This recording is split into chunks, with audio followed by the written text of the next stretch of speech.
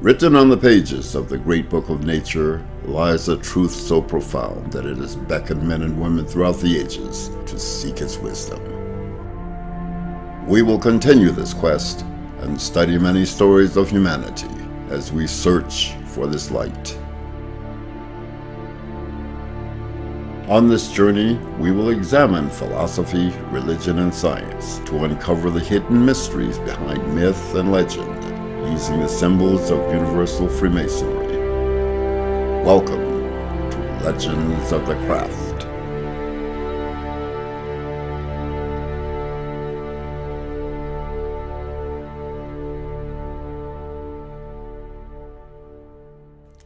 Welcome back to Legends of the Craft. We have another exciting episode this week. I'm here with my brother Axel Safari as usual, and we got another brother here, a guest, and my wife, brother Katie Kumsia. Excited to be here. Thanks for having me. So today we're going to be talking about the future of this planet, brothers, and specifically from the lens of the environment and a Freemason's responsibilities and duties to the environment.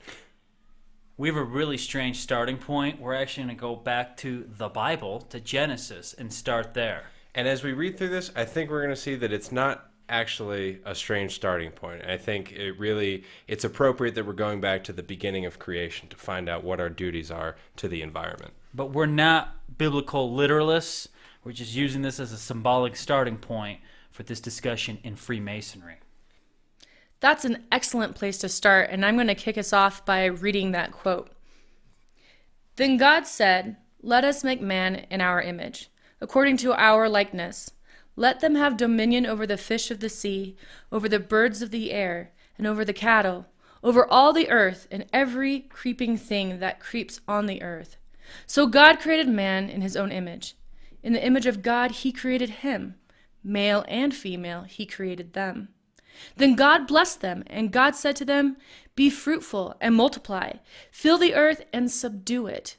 Have dominion over the fish of the sea, over the birds of the air, and over every living thing that moves on the earth." So, Brother Matthias, this quote has caused some controversy, especially amongst the environmentalist crowd out there, because if you take this literally, it's almost like God's saying, I've created this planet, I filled it with all this stuff, do whatever you want with Abuse it. Abuse it, do whatever Misuse you want, it. There's no consequences, this is humanity's plaything. But I think as we get into this conversation, we're going to start to see that there's a different interpretation that you can take away from this quote, specifically when you look at it from the Masonic lens.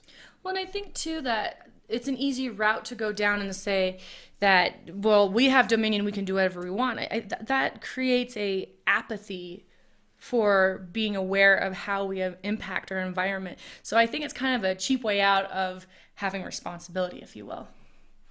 I think generally, mankind for thousands of years has manipulated the earth, viewing nature as an obstacle to overcome.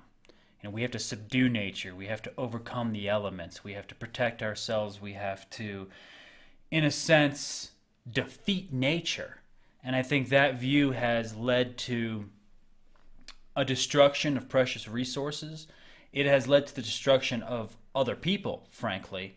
And it can end in the destruction of the entire planet. I mean, let me back up there a second. I don't think the planet's ever going to be destroyed, but we're going to be destroyed in the process of it. Right. The Earth will rejuvenate. It will prosper again, even if we have a nuclear war. It may take a very long time. And we probably won't see it as a race either.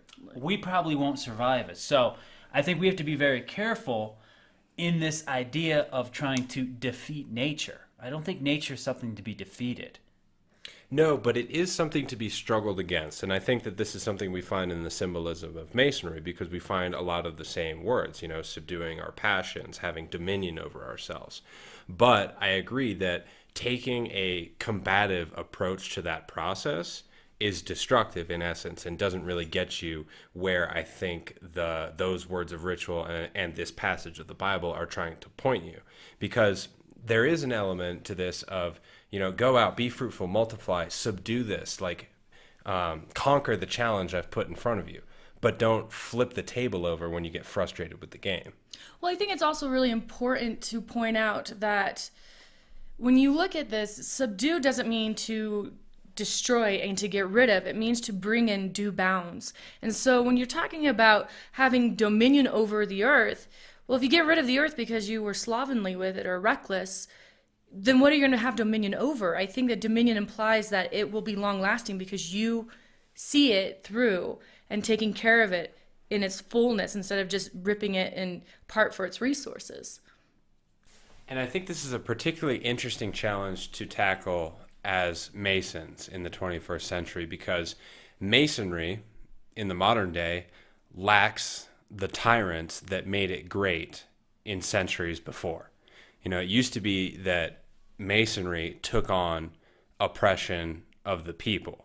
But now we are thinking on a more global scale, and as we see the environmental systems around us degrade and break down because of our actions, because of things human beings are doing, we have another opportunity as Masons to take on another great challenge, another great enemy, and defeat it for the good of mankind. I have a quick question for you, Brother Axel, and something that you just said. You talked about how Masonry had at one point these tyrants that were very visible to us as a foe, and that it was oppression of the people. Do you think that the tyrant that we fight now is oppression by the people? That the people have become the issue, not the oppression? To a certain extent, yes. I believe that the tyrant that we're dealing with here is apathy. Not necessarily a conscious decision to oppress anybody by any particular group of people. I think our challenges in the 21st century have moved beyond a single tyrant who espouses one ideology and wants to oppress others into believing it. I think things have evolved past that, where we're now dealing with large-scale manifestations of our own internal problems, like apathy, like laziness, like the unwillingness to face obvious problems and their consequences as they continue to stack up around us. Well, yeah, we're not defeating kings anymore.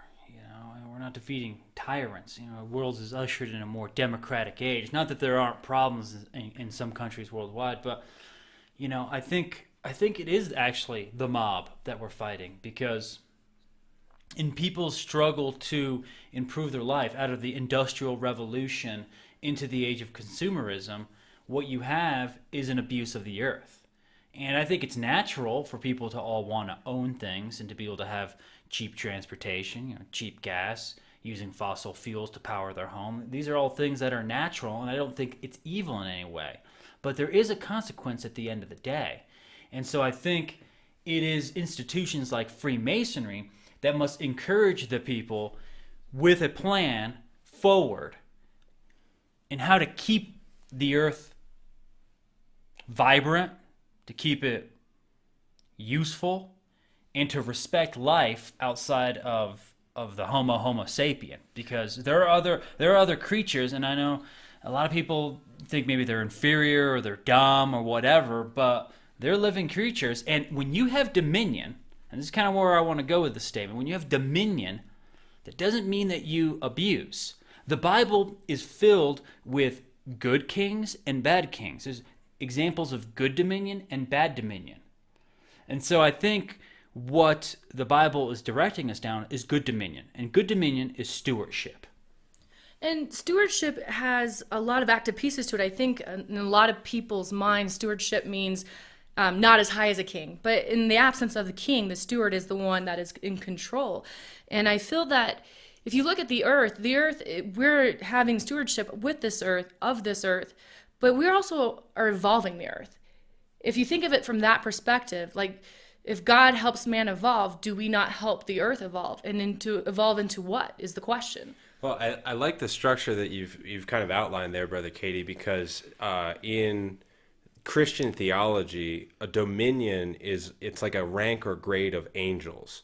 You have thrones, dominions, and then angels. Angels are messengers, but dominions are like middle management. They're supervising stewards, basically. And I like the idea that you've brought up that mankind occupies a place in a divine hierarchy of operations. Like, we have a part to play. We're not just here to enjoy the place and to eat everything that we can and just use it for our own personal enjoyment, that we're here as part of a larger workforce that's performing a task with the environment, with the natural world.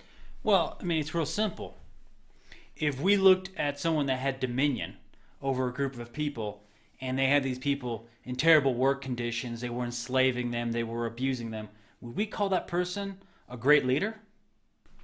No, of course not. Absolutely not. And in fact, I think that's why we see the rebellions that we have, is that the people overthrow the oppressor because they're no longer a good sovereignty over them. They're an oppressor. They've changed title from steward to the tyrant.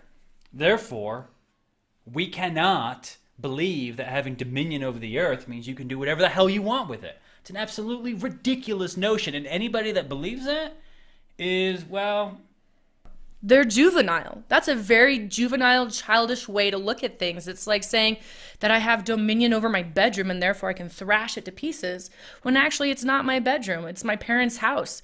And I know that in itself is a very childish analogy, but it's very appropriate here. well, it's nicer than what I was going to say, so thank you. Juvenile, I like that. Well, I think in this regard, at least, Christianity and Freemasonry are sympathetic in the sense of encouraging responsibility for what you find around you, for your environment.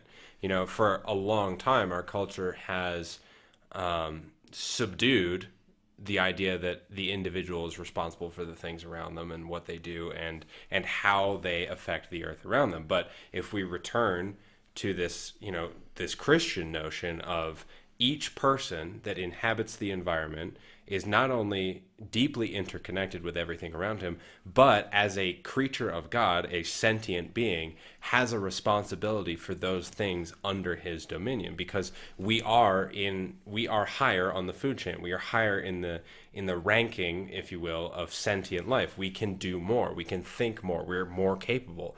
That doesn't mean that we have more privileges. It means we have more responsibilities and more duties. I think it's also important to keep in mind that no matter where we are in the hierarchical structure, even if it's middle management or top management, there's that element of service that's still important, because taking care of either your family or a planet or anything in between, you have to take care of it. That's service. You have to actively work for it. You can't just let people do whatever they want because you don't have an end game that's manifested. And you have to be the driving force. You have to be that impetus to make it work. Else, who knows the outcome that you're going to get?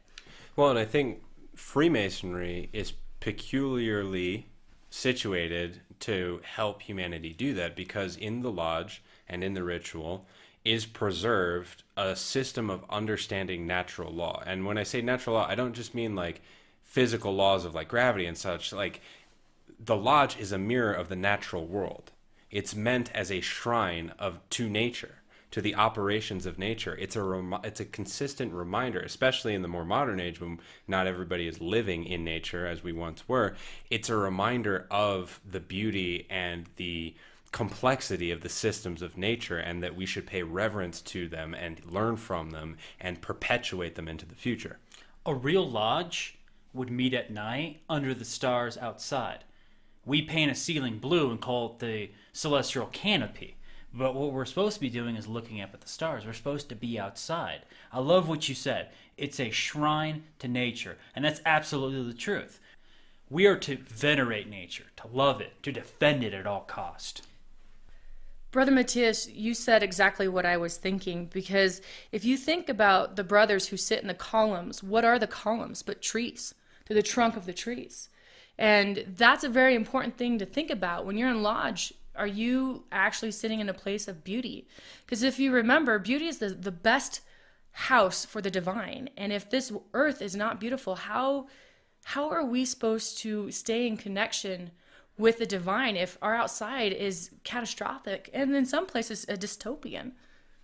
Well, through Freemasonry. I think that's its unique role here, is that as we modernize and concretize over everything that the natural world has put in front of us, as we pave over it in the relentless march of civilization, that Freemasonry exists partly to remind us of where we came from and why we are here and what our responsibilities are, by making us appreciate the symbolic and the literal beauties of nature. If Freemasonry helped build civilization, then it's certainly our job to help preserve it. We cannot be the end of it. And if we don't stand up and say something, if we don't stand up and do something, who will?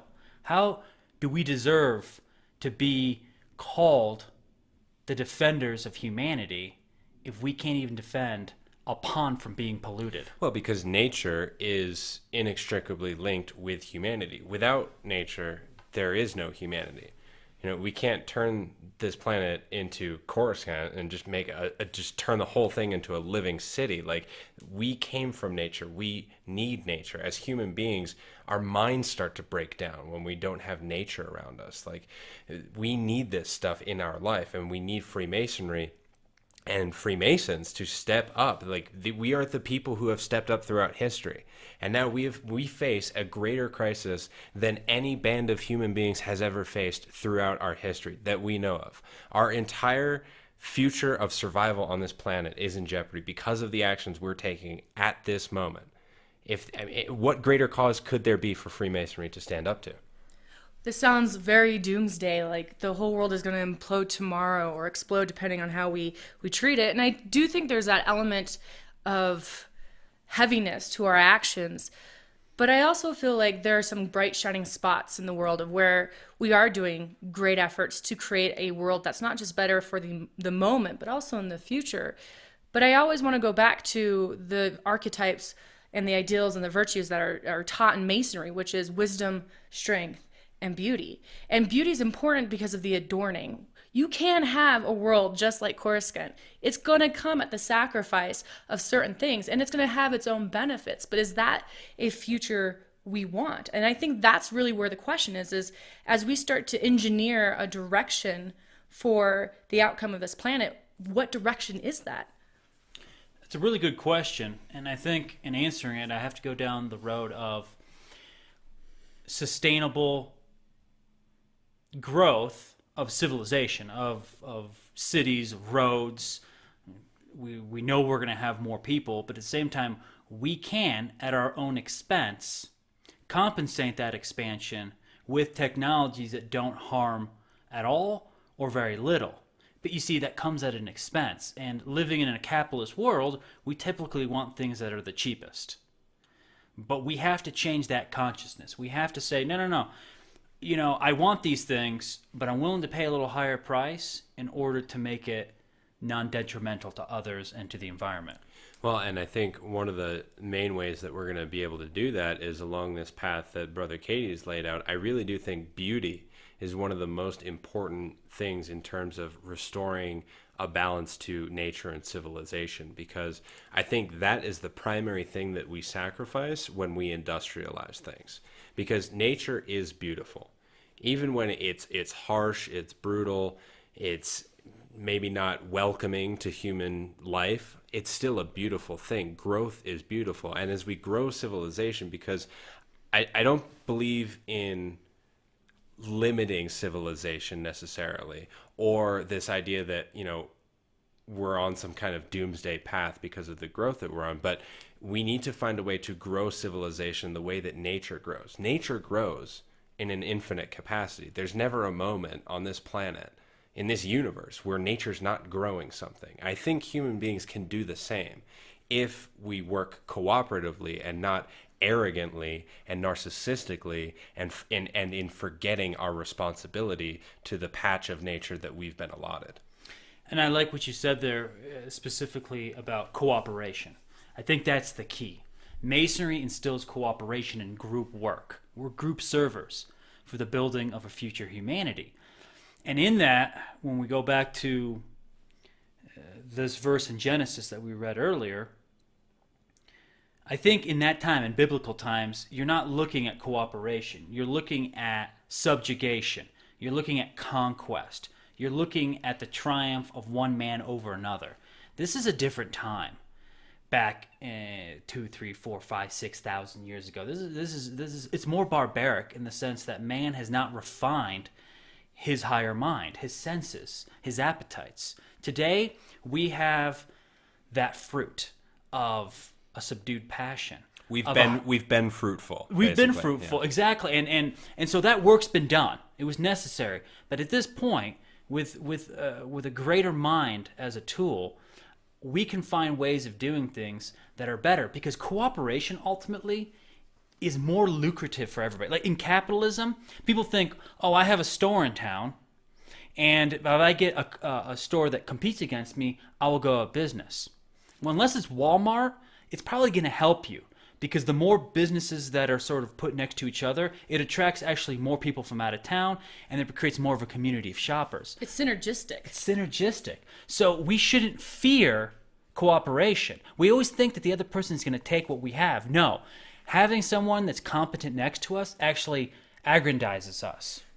Well, Brother Katie, I love that you brought up synergy, because I think that this indicates a shift in the way that we even see nature. For the past several centuries, we viewed nature, at least from the evolutionary biology standpoint, as being competitive in nature, as being a battle that everything is fighting against everything else. But as our mindsets are changing and as new research is coming to light, we're starting to see that nature is synergistic. It's cooperative fundamentally in nature. Anywhere you look, you will see natural systems that are supported by multiple actors within that system. You have bees pollinating flowers, for example, almost by accident, is a perfect example of how nature evolves cooperation in its very fabric. And I think that this is what Freemasonry, through its inculcation of group work and of ritual, is trying to establish, is a humanity that works together, that doesn't even necessarily have to be aware of its synergistic effects on nature. It just, by perfecting that cooperation, we will have that effect, whether we're aware of it or not.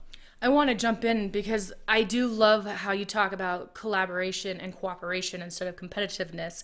Because if you look at evolutionary biology, it's not competitive. We say it's competitive because there's winners and losers. But the problem is that it only becomes competitive when people aren't cooperating. And if you look at living a nobly simple life, to me, that's the key of creating a better future, creating a better environment, and having that beauty to adorn what we live in. Because if we're all competitive, if we take that very me against the world mentality, we will always lose, because the world is huge and I am one, and I will always lose against that force. But when I realize that there is a universal brotherhood and that together we can live a nobly simple life, not meaning that we can't have nice things, meaning that we don't need to have so much that we become materialist. Because I think there's a danger in consumerism gone too far. I mean, we all have to buy and we all support each other in economics through purchasing and selling of goods. But when we have the virtues of Freemasonry, that not necessarily instilled in some of us come with that naturally. But when we look at having it universal amongst every one of us to be moral, upright, and just and free, yes, there's many different interpretations, but we're using the same words, which means we're starting to create that synergy together, even if it slightly expresses differently. You guys have really inspired me here, and I've been thinking while you guys have been talking this out here, how can we make this practical? Like, what can we do actually as Masons, other than just being speculative? How can we take this operative? Well, think about it. As Masons worldwide, there are millions of us, and we're sitting on millions and millions and millions of dollars. Millions and millions of dollars of buildings. Millions and millions and millions of dollars of donations every year. And what are we doing with this money? Oh, there's pancake breakfasts. Oh yeah, they're delicious, right? We're feeding the poor, maybe. I don't know, because the money isn't going directly to the poor. It goes to some other institution that distributes it, that probably takes half the money for administrators. Yeah, right? So what can we do? Well, why aren't our buildings being fitted with solar panels? Why aren't we promoting the welfare of humanity by creating a sustainable society? We have the money, we have the manpower, we have the knowledge. We could be the vanguard of an enormous operation worldwide, not one order, but many orders, working together to save the environment and to set an example of a nobly simple life. I think this hinges on an immense failure of Masonry in the last century, in that, if we're brutally honest with ourselves, Masonry does not attract the best and the brightest anymore. We used to count Isaac Newton Elias Ashmole, Henry Moore. Like, we used to count great minds amongst our ranks, people that pushed the boundaries of science and technology and philosophy and the very act of living as a human being. Like you said, who do we have now? I mean, we have all this money, we have all this treasure, we have all this momentum that we're sitting on. Yeah, but for what? There's this massive amount of resource, and it's just sitting there. It's not doing anything. And what do we learn from nature? That if you're not moving forward, you're dying. There's no such thing as holding still. Evolve or die. Yeah, it's true. You either move forward or you move back. And we have lost our place at the front lines. Masonry used to be on the front lines of almost every major issue of humanity. Where are we? But to attract those men, Brother Axel, to attract those women of intellect, of vision, of grandeur, what we need to do is to do something that attracts them. They're not going to just come because, oh, it's the Freemasons. They have such an illustrious history. That history is in the past. If we don't start making something of what we are now, the craft is doomed to failure. And the environment, at least, is one issue where we can bring back the zeal, the constancy, the glory of Masonry. And not just for our own aggrandizement. I mean, this isn't just to glorify Masonry and build up the fraternity again, just so that Masonry can be great. No, this is to build up the planet. This is for all mankind. This is not for one, and this is why I really like your idea of this shouldn't be one order doing this. This should be the concerted effort of Masons across the world as we recognize our duty to the human race. This is not about bringing our organization back into glory. This is about securing a future for the human species on the planet that we have pushed close to the brink. If we do our job, the byproduct will be reestablishing our place on the front Exactly. lines. It shouldn't be the end goal. But I like what you said. It brings it back to collaboration and cooperation, that synergistic experience. If Masonry put aside all of its differences and joined together, we could really have a monumental impact on the future that lies directly in front of us. Imagine hundreds of buildings worldwide, maybe thousands of buildings, being powered by alternative energy sources.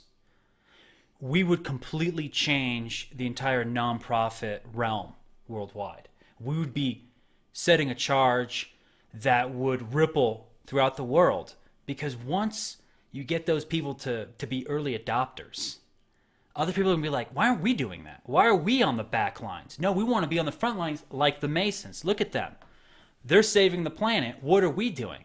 Somebody has to do it. And it should be us. And again, it shouldn't be one order. It should be all Masons, regardless of race, religion, creed, gender, sexuality, blah, blah, blah. Well, and Masonry has a very specific and a very unique tool by which to accomplish this. Masonry, as well as a shrine to nature, is a school of leadership. It generates leaders. And if we look at the world around us, the people want the same things. In all countries across the world, the people, the masses, the general population, we all want the same things. We want a clean world to live in. We don't want to breathe poison. We don't want to drink acid rain. We don't want to pollute radioactive materials in our backyards. And yet these things are done. We don't want to fight wars. We don't want to destroy things. We don't want to kill our neighbors. And yet these things are done.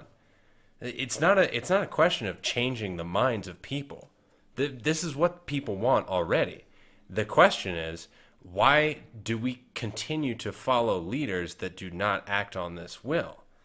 Why do we not replace these leaders with people trained in a shrine of nature to lead humanity to the future that humanity has expressed that it desires? I think, too, if you look at nature, it teaches us a very valuable lesson about entropy. That it is a lot easier to bring into chaos a system than it is to build it up. So if we leave this project, this noble aim, to one institution or just a few, it may not be enough. It's a good start, it's a good step, but we need everybody because we all understand the valuableness of this earth. And if you go back to Genesis and you look at the legends of Adam and Eve, they give us the sovereignty over the animals and the fish and everything on this planet.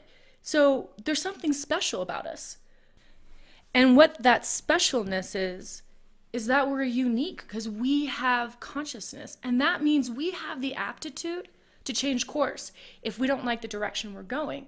However, when the task is so great, like taking on the restoration of nature and restoring it back to its former glory, we can't be caught up in issues as so profane and so low as, are you a Mason or are you not a Mason? No, it goes beyond that. Are you willing to stand up and help when the cry goes forward? Or are you going to sit on the sidelines and let someone else do your job, and then you can go back into the dust of history? Because there's a lot we're not hearing too. You know, as much as I talk about, you know, all of humanity is crying out for this, it's not just humanity.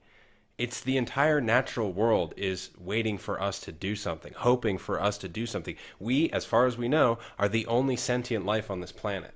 So not only does our future hinge on our actions, but the future of every living creature on this planet, every living thing, anything that draws life, depends on us. And that's an immense responsibility. I'm going to go to a second practical solution based on what you both of you just said, which is the animal creation. There's two factors to this. There are many species going extinct. We are removing the rainforest from the earth. We are cultivating all the land, and there's not enough space. If you're not domesticated as an animal, you know, you're in a dangerous situation. And the second thing is, the animals that we have domesticated, they're in small cages with non-movement until they're eaten and put in our tummies, right? So we've either enslaved the animals or we're killing them. And this is something that we're doing not as a nation, but as a species.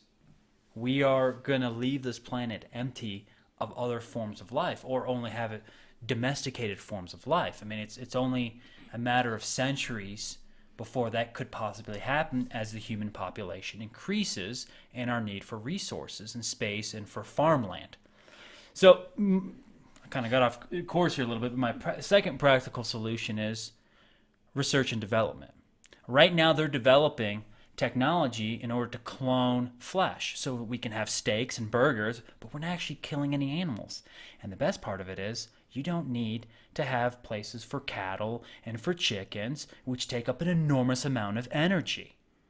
So why aren't we taking the money of Masonry and putting it into research and development? Yes, many Masonic charities are helping people today, but there's short-term help and there's long-term help. If we were putting our money in research and development, we would be shooting for the stars. We'd be shooting to solve the problems of humanity as opposed to helping the suffering today. The problems of humans. Well, yeah, and the suffering is going to be there tomorrow. The suffering doesn't go away by helping the suffering. We have to have solutions of why the suffering is there to begin with. I want to go back to something you said just a second ago, Brother Matthias, about the second part here to the issue. And I think you kind of answered the question, but the part that really frustrates me about this type of conversation is that it leaves me thinking at the end, well, I'm not worth anything because I kill everything in order to exist. I have to kill animals to eat. I could go vegetarian or vegan, but personally that doesn't work for me, you know. So it leaves me with this kind of like, well, I suck as a human being because in order for me to exist, it's at the loss of life of something else. And to be frank, that leaves a lot of feelings of helplessness, which is very paralyzing. Well, honestly, Brother Katie, I think that is it's an easy way out for a lot of people when they're confronted by this problem. You know, they look at this massive problem. Oh, I'm only one person. What am I going to do about it? I don't want to be a vegan, so I guess there's nothing I can do. You know, I think that not only with this issue, but with almost all of the big problems that we're facing in our world, we are consistently looking to somebody else to solve them. You know, like we have to get out of this malaise of just like, well, I'm only one person. Like history has shown that massive transformations in the human species hinge often on either a single individual or a very, very small group who are fervently dedicated to an idea. We need to stop, first of all, we need to stop looking to governments to solve this problem for us. I think the 21st century is showing us that large, antiquated institutions like this are not going to be able to be fluid enough, rapid enough, and inspired enough to solve this problem. I mean, you want to talk about, growing meat in laboratories. The funding for that, the inspiration for that doesn't come from large bureaucratic institutions. That comes from private citizens who want to see a change in the world funding this. And people who are willing to take it at a loss. Because a lot of this experimentation isn't going to be lucrative on the first trial. It takes several repeatable and reproducible mechanisms for it to be successful. And that's a lot of money lost. I mean, look at Elon Musk. How much money has he lost trying to get us to the next step? I mean, that is someone who is truly inspiring to the rest of us. And in this case, I think we can definitely look to him as an exemplar of how to do this. Well, and for those listening who are master masons, you're a master mason. You are competent. You have ability. You are not a helpless person to sit on the sidelines and watch the world go to hell in a handbasket because you think you're only one person. You have put in work. You have ability. You have a responsibility to do something. And I think the responsibility is a key word, because you are also the example to the brothers behind you. And honestly, the brothers who are ahead of you. Because there are some people who are older than us in Masonry who still are seized by that helplessness. So it just takes that small little pebble in the lodge for it to become a landslide. As we wrap up on this episode of Legends of the Craft, looking at Genesis, looking at the environment, looking at our role as Masons, some may think, oh, these brothers here, they're real pro-climate change. They must be liberals, or they must be this, they must be that. We're not here to say, that the world is going to hell in a handbasket because of liberal or conservative things. We're not picking a side here. We're not blaming anybody. But the fact of the matter is, the world is changing. The environment is changing. The climate is changing. It's going to change. Civilization, it's going to affect it in a very negative fashion if we don't adapt. And the fact of the matter is, it doesn't do us any good to lay blame anywhere. It's is it man-made? Is it not man-made? It's irrelevant. It's not a part of the solution. I mean, you can identify the problem, but who creates the problem doesn't help us necessarily come up with a solution. No. I mean, it doesn't matter if you're right, if your house is burning. I'm sure a lot of our listeners have seen the meme of the cartoon dog who sits in his house that's on fire and says, "This is fine." It doesn't matter if you're right anymore. The time for that has passed. And sure, there's plenty of interesting research and science out there that points to one cause or another for certain phenomena. The fact is, we live in a world that is rapidly altering.